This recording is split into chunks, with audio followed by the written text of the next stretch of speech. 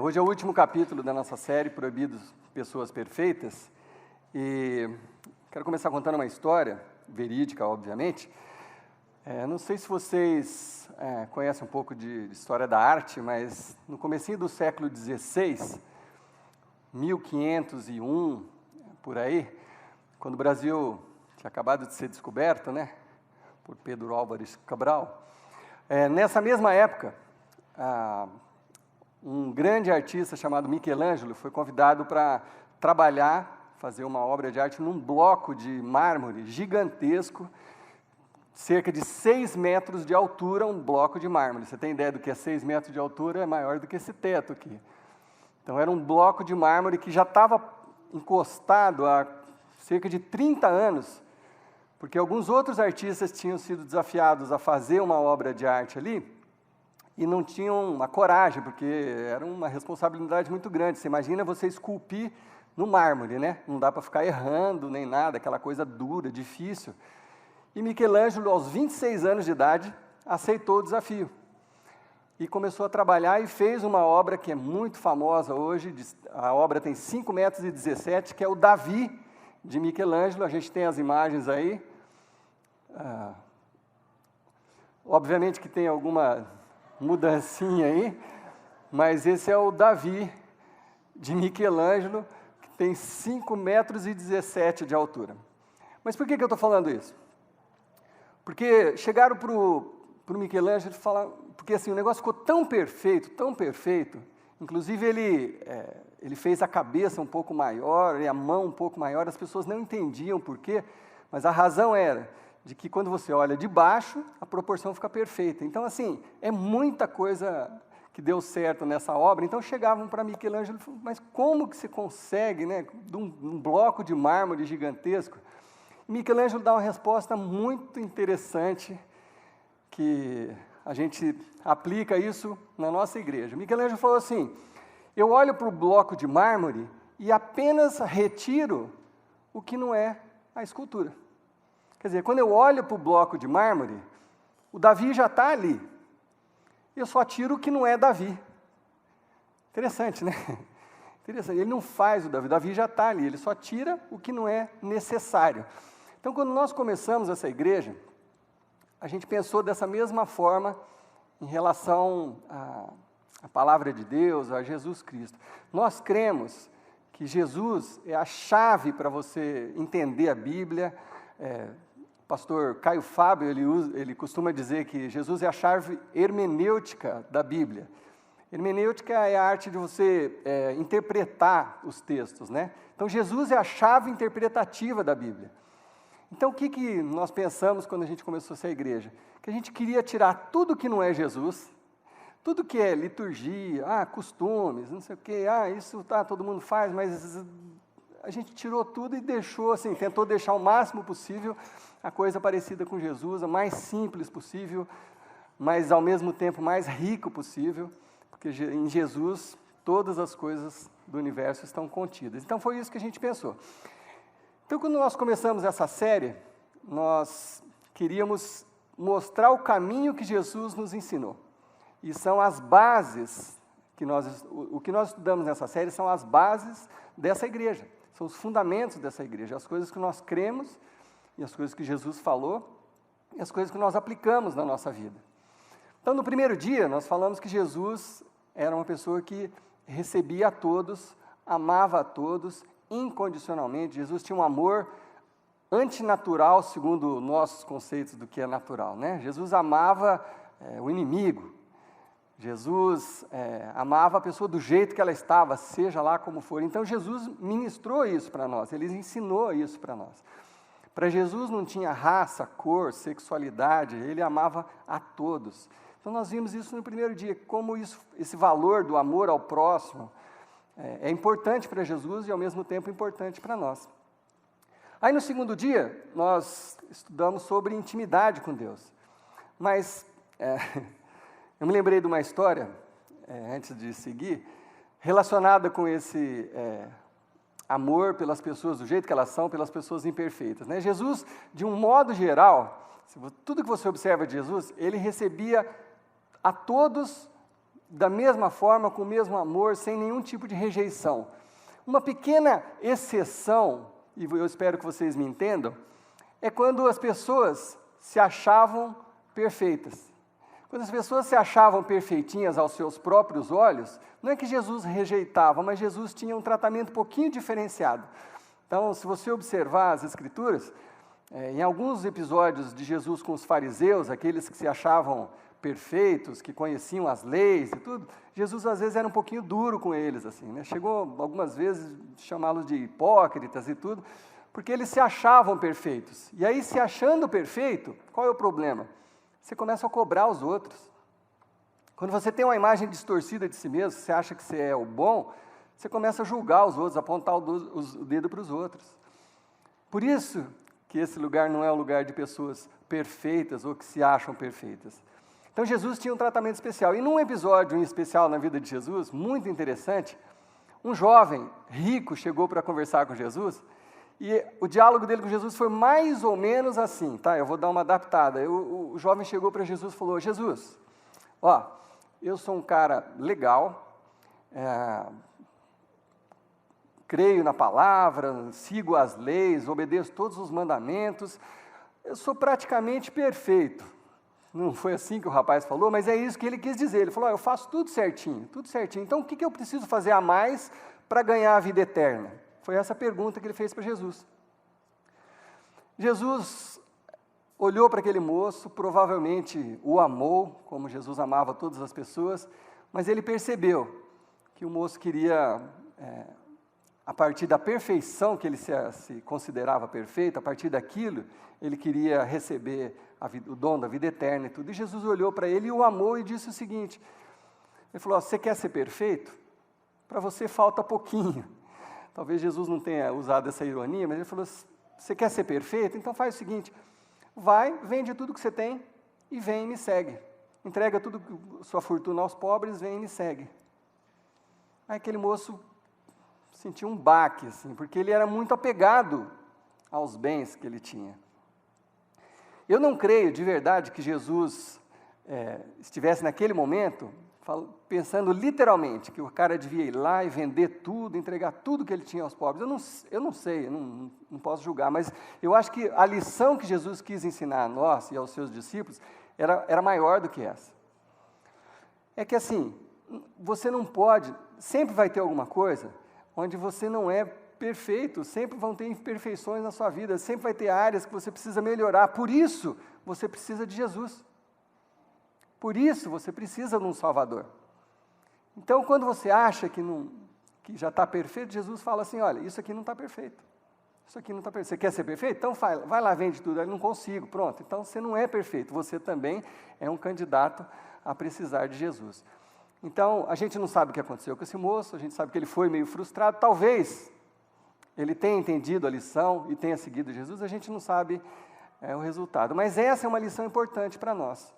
Sabermos imperfeitos e necessitados de Jesus. Bom, aí eu estava fazendo um resumo, no segundo dia dessa série a gente falou sobre intimidade com Deus, uma coisa que Jesus anunciou a todo tempo. No começo do ministério de Jesus, Jesus foi para o deserto, ficou 40 dias no deserto, sozinho, sem comer, em oração, buscando intimidade com Deus. E ali no deserto ele foi tentado pelo Satanás, e alguns de vocês conhecem as coisas que as respostas que Jesus deu à tentação, mas Jesus ficou lá 40 dias buscando intimidade com Deus. Isso nos ensina que a primeira coisa importante para nós, se quisermos ser seguidores de Jesus, é buscar intimidade com Deus. E a segunda coisa que Jesus fez, quando ele voltou do monte, ele reuniu o seu primeiro grupo. E a gente brinca aqui na capela, o seu primeiro GA. Jesus chamou 12 pessoas, 12 homens, a maioria solteiros, reuniu aqueles homens para ser o seu grupo, para compartilhar a vida, para que ele pudesse ensiná-los, treiná-los. Então, o segundo valor importante para nós é a comunhão. Intimidade com Deus, comunhão com os irmãos, para que a gente possa compartilhar a vida. Fortalecer-nos uns aos outros, incentivar-nos uns aos outros. Esse uma segunda coisa que Jesus nos ensina. A terceira coisa que nós falamos na semana passada é que discípulo faz discípulo. Esse é o terceiro valor importantíssimo. Intimidade com Deus, comunhão, discípulo faz discípulo. Se você é um discípulo de Jesus, ou se você pretende ser, você segue a Jesus. E Jesus, no momento mais importante da vida dele, quando ele estava partindo na despedida dos discípulos, Jesus falou assim: olha, agora eu já fiz tudo o que tinha que fazer, agora é com vocês. Vão e preguem o Evangelho a todas as nações, a todas as pessoas, batizando-as em nome do Pai, do Filho e do Espírito Santo. Então, não tem como a gente fugir dessa missão. Foi uma missão dada por Jesus para cada um de nós, que a gente fosse e anunciasse esse Evangelho. Hoje, a última coisa que nós vamos falar nessa série é sobre servir a Deus. Esse é o quarto valor que nós vamos conversar hoje aqui, sobre servir a Deus. Bom, cronologicamente, como nós estamos seguindo a cronologia da vida de Jesus, né? A intimidade com Deus, o grupo que ele criou, aí Jesus morreu, ressuscitou, falou: vão e façam discípulos. A próxima coisa que aconteceu e que Jesus nos pediu, e ele falou que assim que ele chegasse no céu, ele enviaria o seu Espírito para viver em nós. Era uma coisa nova. Até ali, Jesus estava presente. Estava fisicamente com os seus discípulos e com os seus seguidores. A partir dali, Jesus voltou aos céus e ele disse que enviaria o seu Espírito. Aquilo que a gente fala que quando você aceita Jesus no seu coração, aquele símbolo que a gente usa, né, para revelar isso a vocês, quando você aceita, você recebe o Espírito de Deus, passa a viver em você, recebe o Espírito de Deus em você. E Jesus prometeu isso. Esse texto está lá no livro de Atos, capítulo 1. Se você trouxe a sua Bíblia, eu vou passar rapidamente, mas é muito importante isso que aconteceu. O Espírito Santo, como eu disse há pouco, é uma coisa sobrenatural. Obviamente, nós não estamos falando de coisas visíveis, coisas que você consegue comprovar cientificamente, você não consegue colocar num tubo de ensaio e explicar como é que é isso. Mas tem tanta coisa que a gente não consegue explicar, eu desafio qualquer um a explicar, provar cientificamente que existe o amor, por exemplo. Você consegue provar que existe o amor? Se eu perguntar, você vai falar assim: mas nossa, o que eu sinto pelo meu filho, ou pela minha mãe, mas e daí? Prova para mim que isso existe, que isso não é só uma coisa da psique, ou sei lá. Como é que você consegue comprovar? Não tem como comprovar. A única forma que você vai me dizer, a única prova que você vai me oferecer é assim: eu experimentei. No dia que meu filho nasceu, ou no dia que eu tive consciência do amor da minha mãe, ou no dia que eu encontrei meu marido, minha esposa, eu experimentei o amor, agora eu não consigo viver sem ele. Eu sinto falta quando eu não estou por perto. É assim que você vai descrever o amor. É a mesma coisa em relação ao Espírito Santo. É uma experiência. Não dá, eu não consigo, eu não tenho talento para explicar melhor, de forma que você possa entender, sem ser indicando a experiência mesmo, que é a forma como quase todas as pessoas entendem isso, né? Então, Jesus, olha só como Lucas, que escreveu o livro de Atos, além do Evangelho de Lucas, ele escreveu Atos. Lucas narra com detalhes o que estava acontecendo ali no finalzinho, na despedida de Jesus. Nós lemos um pouco na semana passada, essa é a continuação. Olha lá. Atos, capítulo 1, versículo 3, diz o seguinte: depois de seu sofrimento, Jesus apresentou-se a eles e lhes deu muitas provas indiscutíveis de que ele estava vivo. O que é isso aqui? Jesus tinha morrido, né, o sofrimento dele na cruz, a morte, e ele ressuscitou. E aí, não sei se todos vocês sabem, mas Jesus, depois de ressuscitado, ele começou a andar no meio do povo. Ele ficou 40 dias andando no meio das pessoas e comeu com os seguidores dele, com os discípulos, conversou, ensinou durante 40 dias. É disso que Lucas está falando. Ele deu muitas provas indiscutíveis de que estava vivo. Imagina, você está ali comendo com Jesus, não há como você duvidar, né? Apareceu-lhes por um período de 40 dias, falando-lhes acerca do reino de Deus. Você imagina um homem que há poucos dias estava morto, foi sepultado e aí está convivendo com as pessoas, né? Era uma coisa milagrosa mesmo. Versículo 4. Certa ocasião, nesse período de 40 dias, enquanto comia com eles, deu-lhes essa ordem: não saiam de Jerusalém, mas esperem pelas promessas do meu Pai, das quais lhe falei. Ué, que promessas que são essas, né? Jesus está recomendando aos discípulos, não sai daqui ainda não, calma.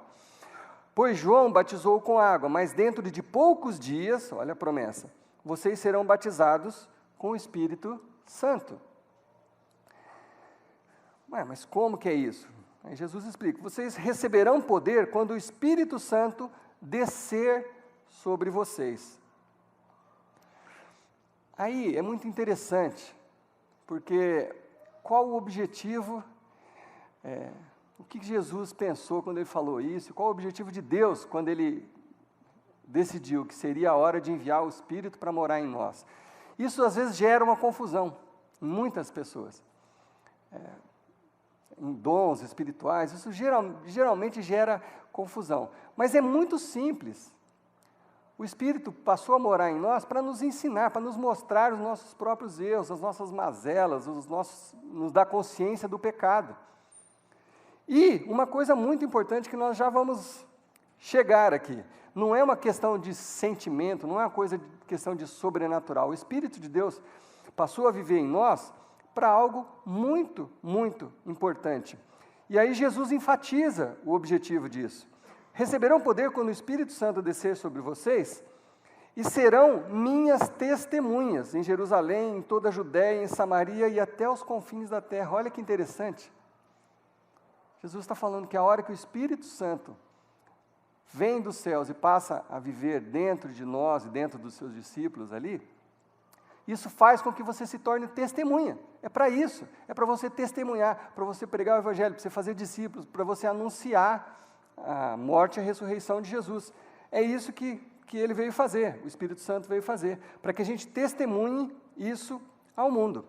E, obviamente, tudo que Jesus prometeu, ele cumpre. Então, alguns dias depois de Jesus ter partido, depois dos 40 dias que ele conviveu com todo mundo, aí ele subiu aos céus, alguns dias depois, os discípulos estavam reunidos, não só os 12, mas todos os seguidores de Jesus, já eram centenas ali, estavam reunidos num lugar e veio o tal do Espírito Santo que Jesus prometeu sobre aquelas pessoas. É o dia que nós conhecemos como dia de Pentecostes, né? Aquele dia veio o Espírito Santo sobre as pessoas e aconteceu uma coisa sobrenatural naquele momento, que também às vezes gera um pouco de confusão, mas aconteceu uma coisa sobrenatural. Sabe o que aconteceu? Ali naquele público, aquelas pessoas, aquelas talvez centenas de pessoas que estavam ali, tinha gente de todo canto, árabes, tudo. Eu vou ler uma lista das pessoas que estavam ali, dos grupos que estavam ali. Tinham judeus, pardos, medos, elamitas, habitantes da Mesopotâmia, Judéia, da Capadócia, da província da Ásia, Frígia, Panfília, Egito, de partes da Líbia, romanos, cretenses e árabes. Era muita gente, muitos estrangeiros estavam ali reunidos. E aí, quando o Espírito Santo veio sobre eles, milagrosamente, aqueles pescadores simples que seguiam Jesus, aquelas pessoas maioria sem instrução, começaram a falar na língua daquelas pessoas. Começaram a falar em árabe, começaram a falar, sei lá como é que fala na Frígia, talvez, alguma coisa. Começaram a falar na Capadócia, eu também não sei qual que é a língua que se fala na Capadócia, mas deve ser alguma coisa do tipo capadocense, sei lá. Enfim, eles começaram a falar na língua daquelas pessoas. E todos entendiam. Olha lá, em Atos 2:11 diz o seguinte: todos nós os ouvimos declarar as maravilhas de Deus em nossa própria língua. Nossa própria língua. Isso aqui eu vou fazer um breve comentário. Assim, algumas religiões confundem isso um pouco com língua estranha, língua dos anjos. Então, assim, receber o Espírito Santo, você precisa falar a língua estranha. Não é isso que aconteceu aqui. Aqui eles não estavam falando língua estranha, eles estavam falando a língua das outras pessoas. Eu creio no dom de línguas e etc., não vamos nos aprofundar nisso agora, mas assim, aqui não foi isso que aconteceu. Eles estavam comunicando o Evangelho, para isso que o Espírito Santo veio. para que eles anunciassem o evangelho e que aquelas pessoas compreendessem. Então foi uma coisa marcante, foi uma coisa, um dia que nunca mais teve um igual. E o milagre que aconteceu foi esse: as pessoas entendiam o evangelho de Jesus Cristo. Foi isso que o Espírito Santo veio fazer. Qual que é o objetivo de Deus ao fazer isso? Será que foi criar uma teologia? Criar igrejas pentecostais, igrejas conservadoras? Nada disso. O objetivo de Deus, quando enviou seu Espírito, era evangelizar. Evangelizar. Testemunhar. Mas aí, na sequência, surgiu um problema. Muita gente estava se reunindo ali. Muita gente estava se reunindo. Depois daquele evento, né? Imagina se eu aqui começasse a falar em árabe, talvez só a Najat ia entender, mas se eu começasse a falar em japonês ou em chinês, isso ia surpreender todos vocês, né? Eu acho. E surpreendeu aquelas pessoas, todo mundo ficou falando um para o outro: nossa, não acredito que aconteceu, não acredito que aconteceu, e aquilo lá foi juntando gente no passar dos dias, e aí muitas pessoas começaram a congregar ali naquele lugar, para ouvir o que eles tinham para dizer sobre Jesus. Bom, aí surgiu um problema para o qual os discípulos não estavam preparados para enfrentar. E da mesma forma, eles acharam uma solução que até hoje nos inspira sobre o que fazer em relação a esse problema. Olha só, está lá em Atos 6, versículo 1, diz o seguinte: naqueles dias, crescendo o número de discípulos, né, dos seguidores de Jesus, os judeus de fala grega, um dos grupos que estava ali no meio, os judeus de fala grega, entre eles, queixaram-se dos judeus de fala hebraica, porque as suas viúvas estavam sendo esquecidas na distribuição diária do alimento. Em outras palavras, aqui está falando assim: juntou gente, complicou o negócio. É tudo bonito o texto aqui, mas é isso: juntou gente, começou a aparecer problema. Então, porque os judeus de fala árabe começaram a reclamar dos gregos, de fala árabe, porque as viúvas deles não estavam sendo muito bem atendidas, não estavam recebendo lá a cesta básica e tal, começou a gerar conversa, né? Natural.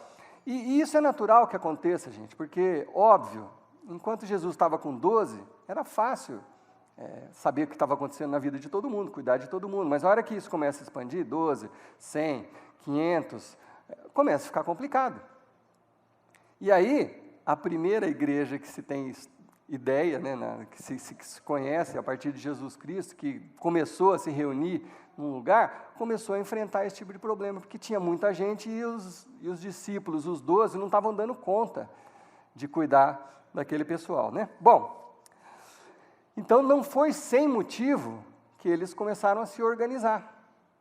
Por isso, quando a gente se reúne como igreja, a gente aqui na capela em especial, e muitas igrejas eu sei que são assim também, a gente não fala de religiosidade, não, mas a gente precisa se organizar, a gente precisa de um lugar, a gente precisa de um teto, a gente precisa de luz, a gente precisa de microfone, a gente começa a se organizar com um objetivo: pregar o evangelho, a mesma coisa que eles estavam fazendo aqui nesse tempo. Então não foi à toa que eles começaram a se organizar. Por isso, os 12, depois dessa confusão, reuniram todos os discípulos e disseram: não é certo negligenciarmos o ministério da palavra, a fim de servir às mesas. Deixa eu explicar o que ele está querendo dizer aqui. Sem rodeios, os discípulos estavam falando assim para a assembleia daquelas pessoas que estavam reunidas. Ele falou assim: gente, a gente não pode parar de fazer o que a gente está fazendo para cuidar de todos os detalhes, a gente não consegue. A gente não está dando conta de atender as viúvas dos judeus de fala grega, dos judeus de fala árabe, a gente não está conseguindo dar conta de tudo. Por quê? Porque a gente é só 12, e como é que a gente vai atender toda essa gente? Não é certo a gente negligenciar o que é mais importante, que é o compartilhar da palavra de Deus. Porque se a gente for querer fazer tudo, as duas coisas vão ficar mal feitas. É isso que eles estavam dizendo aqui. Porque o que estava em jogo não é a cesta básica, era a vida eterna daquelas pessoas, né? Por isso eles precisavam de um plano melhor. Então ele falou: não é certo que a gente faça isso. Portanto, irmãos, escolham entre vocês 7 homens de bom testemunho, cheios do Espírito e de sabedoria. Passaremos a eles essa tarefa de cuidar das viúvas e levar alimento, cesta básica.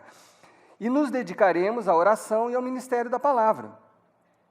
Quer dizer, eles chegaram à conclusão que provavelmente naquele grupo de pessoas tinha gente melhor do que eles para fazer aquele outro trabalho, e eles talvez fossem os mais indicados para fazer o que eles estavam fazendo, que é anunciar a palavra. Então, a hora que eles começaram a se organizar, eles precisaram de algumas regrinhas. Gente, não está dando para atender todo mundo, então vamos fazer isso. Então, eles chamaram esse grupo de pessoas. O que aconteceu? Tal proposta agradou a todos, todo mundo ficou feliz. Então, escolheram Estevão, um homem cheio de fé e do Espírito Santo, além de Filipe, Prócoro, Nicanor, Timão. Se você estiver grávida querendo pensar em nome de filho, tem uns nomes bons aqui, Prócoro, Nicanor, Timon, Pármenas, a pessoa, Pármenazinho, Nicolau, um convertido ao judaísmo proveniente da Antioquia, que era o tal do Nicolau. Apresentaram esses homens aos apóstolos, os quais oraram, lhes impuseram as mãos.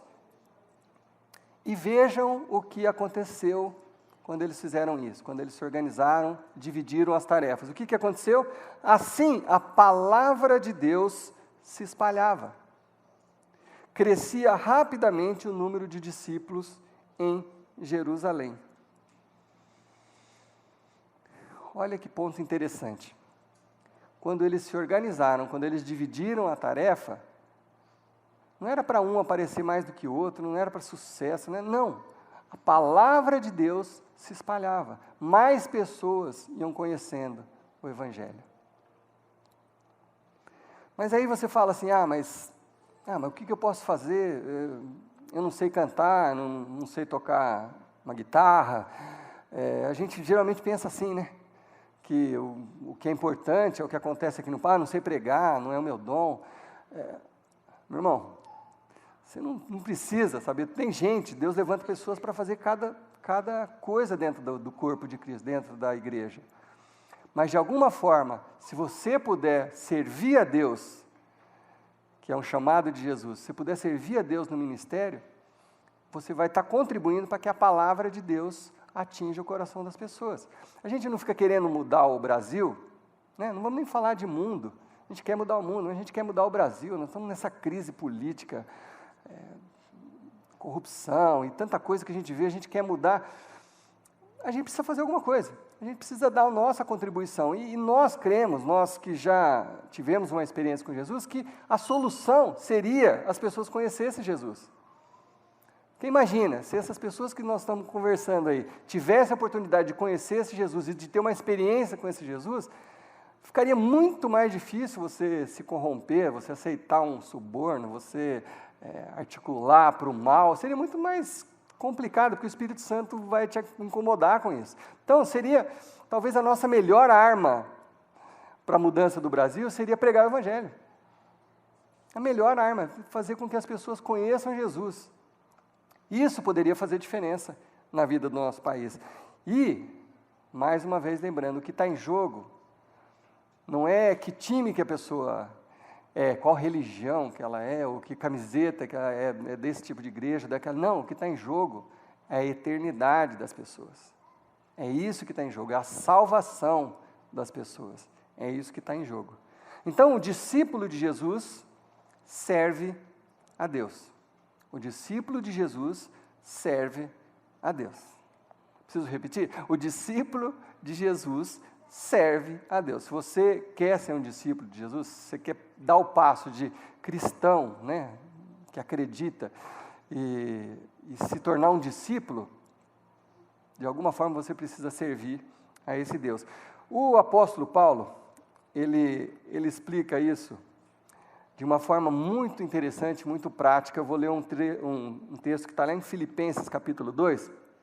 Paulo foi o maior dos evangelistas, então ele tem muito que nos ensinar sobre isso, né?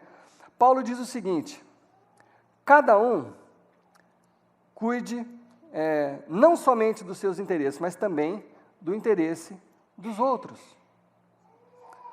Paulo está falando assim, que quando você tem uma experiência com Jesus Cristo, quando o Espírito de Deus passa a viver em você, acontece uma coisa muito louca. Você começa, de alguma forma, a pensar nos outros. Mas que coisa chata ficar pensando nos outros, né? Já chega meus problemas, já tenho que pensar tanta coisa para mim mesmo, no meu trabalho, no meu dia a dia, na minha saúde. Pô, vou pensar nos outros, mas isso é uma coisa que acontece quando você se aproxima de Jesus. De alguma forma, você começa a se preocupar com o outro. Talvez no começo não seja natural, nunca, na verdade nunca é natural, né? Natural é a gente se preocupar só com a gente. Mas de alguma forma, quando você se aproxima de Jesus, você começa a se preocupar com os outros. É isso que Paulo está falando. Não cuide só do seu endereço, mas também do interesse dos outros. Seja a atitude de vocês a mesma de Cristo, porque Cristo fez isso. Cristo não é o nosso modelo? Jesus não é o nosso modelo? Nós não somos discípulos, nós não queremos fazer o que Jesus fez? Jesus fez isso, é isso que Paulo está falando. Jesus fez isso quando, embora sendo Deus, embora sendo todo-poderoso, ele não considerou o ser igual a Deus, que era algo que ele deveria apegar-se. Gente, Jesus podia ter sido o cara mais arrogante que pisou nesse planeta. Né? Não tem gente que fala aí, você chega num lugar e fala assim, você sabe com quem você está falando? Sabe com quem você está falando? Pô, eu sou filho do vice-prefeito, rapaz. Abre essa porta aí. Não é assim? Eu sou filho de ministro, eu não sei o quê. Jesus podia ser o mais arrogante de todos. Ele ia falar, você sabe com quem está falando? Sou filho do Deus, Criador do Universo. Dá licença. Ele podia ser assim, né? Eu sou enviado de Deus. Então, assim, Jesus podia ter sido esse sujeito, mas não. O que ele fez? Ele não considerou esse ser igual a Deus e ser o próprio Deus algo que ele devia se apegar. Jesus não se apegou a isso. Pelo contrário, ele esvaziou-se a si mesmo. Jesus se esvaziou, deixando de lado essa sua grande importância, vindo a ser servo, tornando-se semelhante aos homens. E sendo encontrado em forma humana, humilhou-se a si mesmo e foi obediente até a morte, e morte de cruz. Jesus, o nosso modelo, não se apegou ao que ele poderia ter se apegado de poder que ele tinha, mas ele se humilhou e serviu. Jesus lavou o pé dos seus discípulos. Jesus ajudou, curou, fez tanta coisa que a gente conhece. Por quê? Porque no conceito de Deus, nas coisas de Deus, o que a gente tem para se apegar não vale de nada. Não vale de nada. Não tem valor. Não conta ponto com Deus. Seu status, o ser filho disso, o filho daquele, o tanto que você é bonito, o tanto que você é rico. Isso não conta para Deus. Não conta. Conta para Deus um coração humilde e servo. E é isso que Jesus modelou para nós. É aí, porque Jesus fez isso, e também ele está servindo de modelo de novo para nós. Porque Jesus foi obediente até a morte, olha o que aconteceu com ele. Por isso, Deus o exaltou à mais alta posição e lhe deu o nome que está acima de todo nome, para que ao nome de Jesus se dobre todo joelho no céu e na terra, debaixo da terra, e toda língua confesse que Jesus Cristo é o Senhor, Deus Pai. Jesus veio para servir a humanidade. Por que nós achamos que nós não precisamos servir? Por que nós nos achamos melhores do que Jesus às vezes? Por que nós falamos para nós mesmos e para os outros? Eu não tenho tempo.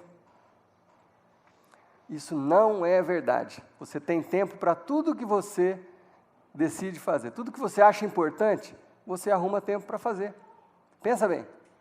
Se você achar que é importante você cuidar da sua saúde, você vai achar tempo para cuidar da sua saúde. Se você achar importante passar mais tempo com a sua esposa, você vai fazer. Se você achar importante todo, não sei que dia da semana, você jogar bola com seus amigos, você vai arrumar tempo, você dá um jeito. Todo mundo tem tempo. O tempo é a questão de opção, é a questão do que você coloca como importante. Mas aí, talvez a pergunta que te surja como é que eu faço isso? Como é que eu sirvo? Como é que eu sirvo a Deus? O que eu faço? Bom, é muito simples. Aqui na capela, por exemplo, é muito simples. Você quer servir? Pergunta onde a gente precisa de ajuda. Faça assim. Onde que está precisando de ajuda? A gente vai te falar, você tem a oportunidade de servir, você tem um lugar para servir. mas não tenho esse tipo de talento. Gente, eu duvido que alguém não tenha talento para ficar ali na frente e ajudar uma pessoa que está entrando, dar uma boa noite, ou, sei lá, ajudar, às vezes, numa mesa de luz, para aprender. Todo mundo tem algum talento, todo mundo tem jeito para alguma coisa, todo mundo. E, às vezes, você está aqui e você vê alguém que está ali cuidando do seu carro, você fala assim, puxa, esse aqui, coitadinho, não deve ter talento nenhum, né? Botaram ele para cuidar de carro, né? Se você for lá perguntar, tem empresário ali, tem técnico de TI, tem todo tipo de pessoas ali cuidando do seu carro enquanto você está aqui. Mas sabe o que a pessoa está fazendo quando ela está ali fora? Ela não está cuidando de carro. A pessoa que está ali fora, seja quem for, pode ser pescador, pode ser empresário, pode ser dono de uma organização muito grande. A pessoa que está ali fora, ela está servindo a Deus. E ela está fazendo aquilo porque ela está preocupada com você. Porque se você sentar aqui e não tiver ninguém cuidando do carro, você vai ficar aflito. Será que eu vou sair, meu carro está lá? Tudo bem, eu tenho seguro, mas ixi, como é que eu vou fazer? Pegar um táxi? Sua cabeça não vai estar aqui, provavelmente. Você vai estar preocupado. E aí não adianta eu estudar a semana inteira o que eu vou falar, porque você não vai prestar atenção, você vai estar pensando no seu carro. Então, a pessoa que está ali está servindo a Deus, cuidando do seu carro, para que você possa ouvir a palavra. As pessoas que estão agora aqui no fundo, com as crianças do Rua 10, estão ali, não estão distraindo o seu filho para você poder assistir a mensagem. Não, eles estão investindo no futuro do seu filho. Porque seu filho é a geração que está vindo aí, o meu filho, nossos filhos são a geração que está vindo aí. E a gente sabe que acontece muito, do menino chegar com 15, 16, 18 anos, quando chega na faculdade, abandonar a fé. A gente sabe que isso acontece. Então, as pessoas que estão ali estão ministrando o seu filho para que ele cresça confiando nesse Deus que pode fazer a diferença na vida dele. Para que quando ele tiver que tomar a decisão sozinho, ele esteja firmado na fé. As pessoas que estão ali no computador, na mesa de luz, elas estão ali servindo a Deus para que você possa enxergar direito o que está acontecendo aqui, colocar o versículo ali para ajudar na sua memorização. São pessoas que estão servindo a Deus nesses ministérios. Então, hoje eu quero encerrar essa série de uma forma muito tranquila, muito positiva, mas eu pedi para minha esposa, no aniversário de casamento, ficou fazendo isso hoje de manhã. Esse papelzinho que vem no seu boletim está escrito, quero servir na capela. Entenda o que está escrito aqui, eu quero servir a Deus nesse lugar onde eu frequento. Né? Você pode servir a Deus em outros lugares, mas se você frequenta aqui, eu quero servir a Deus nesse lugar. E aqui, você tem várias opções do que você pode fazer, anfitriões, cuidar das crianças, adolescentes, jovens, parte de ensino, música, seja o que for, está aí no seu boletim. Se por acaso não tiver, ali na frente tem dessas fichinhas. Eu queria que você, antes de ir embora, desse uma olhada para isso com carinho, e se você perceber que existe um lugar que você pode servir a Deus, e não se preocupe que se você não sabe direito um trabalho, a gente ensina, né? Mas o que nós queremos com isso? Isso que eu vou falar é muito importante. O que nós queremos com isso? Levar o nome da igreja que tem mais voluntários, né? Nós temos 200 pessoas, 150 são voluntários. Não, bobagem, não é nada disso. Nós queremos que o seu serviço para Deus na capela mude a vida de alguém. Nós queremos que você dê a sua contribuição para que as pessoas larguem vícios, larguem ódio, rancor, possam aprender a perdoar, possam aprender a amar, possam deixar a corrupção, possam ser salvas, assim como você foi salvo. Possam ter esperança de que um dia as coisas vão ser melhores por causa de Jesus Cristo. É isso que nós estamos querendo que aconteça. É uma oportunidade que você tem de participar do reino de Deus, oferecendo o seu tempo, seus recursos, o que Deus colocou nas suas mãos, a serviço do reino de Deus. Então a gente vai encerrar esse culto com uma música que virou tema dessa série, que é a Somos Um. Por quê? Porque lá em 1 Coríntios, Paulo diz o seguinte: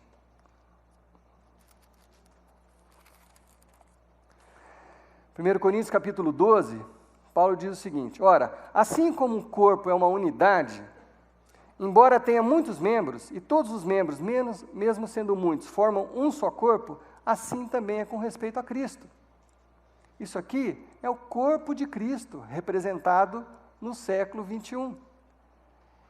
Jesus vive hoje através de nós, desse corpo. Nós precisamos ser uma unidade, cada um na sua função. Ninguém mais importante. O próprio apóstolo Paulo, num outro texto, ele faz uma coisa muito engraçada. Ele imagina um diálogo entre o pé e a mão. Ele fala: e se o pé falar para a mão, porque eu não sou mão, eu não sou importante?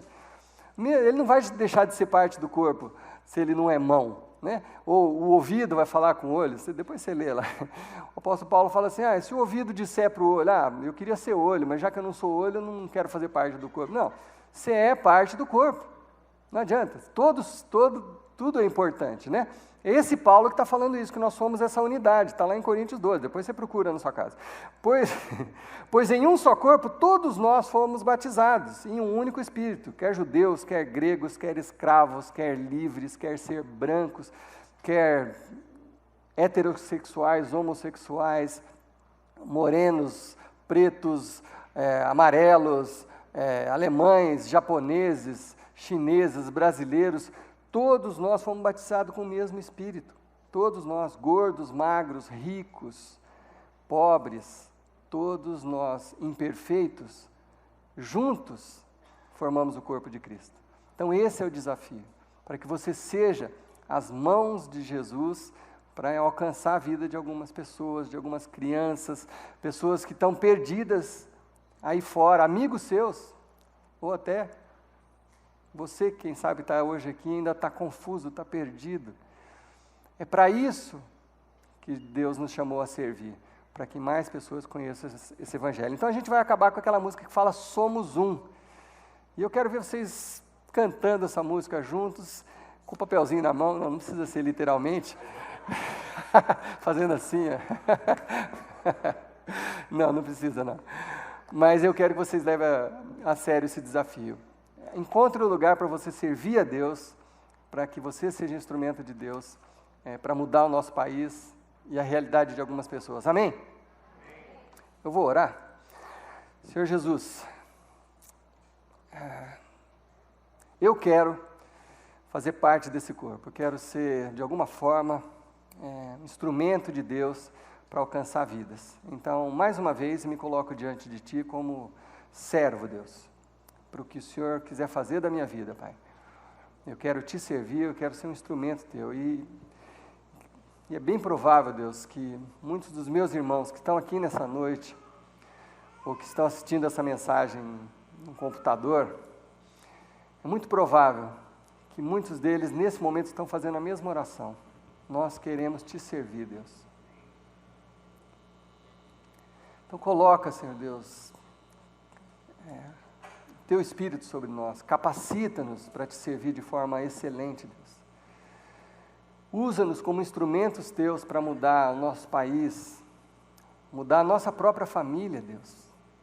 Quem sabe dentro das nossas próprias casas existam pessoas precisando desse Evangelho, precisando conhecer esse Jesus. Então nos colocamos, Senhor Deus, ao Teu serviço, Pai. Talvez no nosso trabalho, pessoas que sentam numa mesa ao lado da nossa, Pai, estão desesperadamente precisando desse Jesus. Ajude-nos a ser as mãos e os pés e a boca de Jesus para essas pessoas, Pai. Para que mais pessoas possam conhecer esse Deus único e único capaz de transformar as nossas vidas. Usa-nos para a glória do Teu nome, em nome de Jesus. Amém. Vamos ficar de pé? Vamos cantar essa música. Vai lá, Felipe.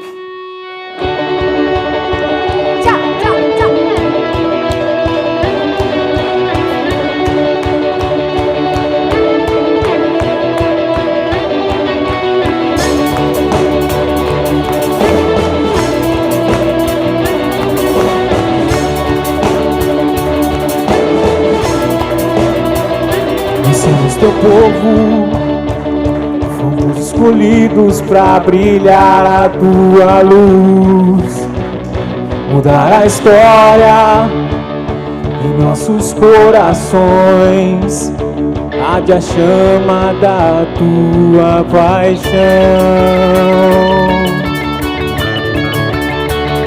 Um só corpo, um só coração, um só desejo de ser tuas mãos.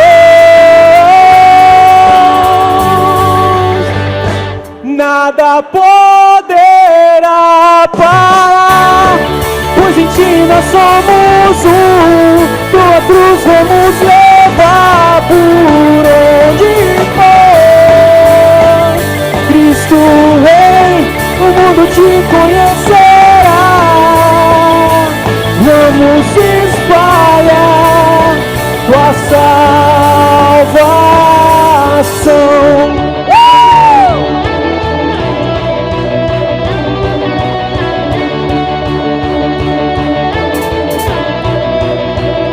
Nós somos teu povo, fomos escolhidos para brilhar a tua luz, mudar a história em nossos corações, arde a chama da tua paixão. Um só corpo, um só coração, só desejo de ser tuas mãos. Nada poderá parar, levar por onde for. Cristo Rei, o mundo te conhecerá. Vamos espalhar tua salvação.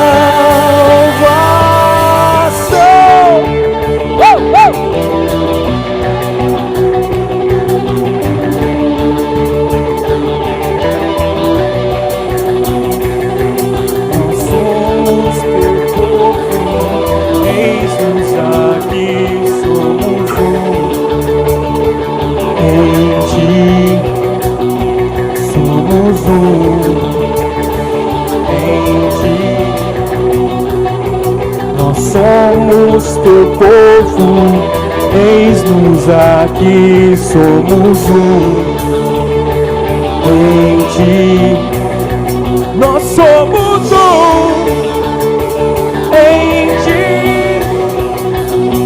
Nós somos teu povo, eis-nos aqui, somos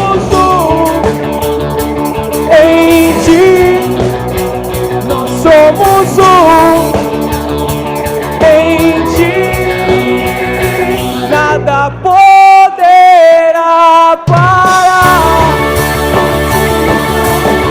Eita, boa!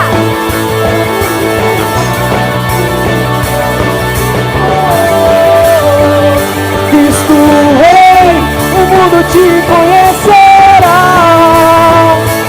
Vamos espalhar tua salvação.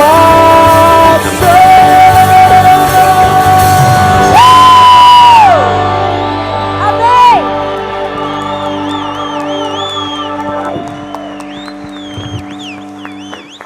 Amém. Que Deus os abençoe. Preencha a fichinha e deixa ali na entrada, não é para levar para casa, não. Uma ótima semana e final de semana de Páscoa estaremos juntos aqui. Deus os abençoe.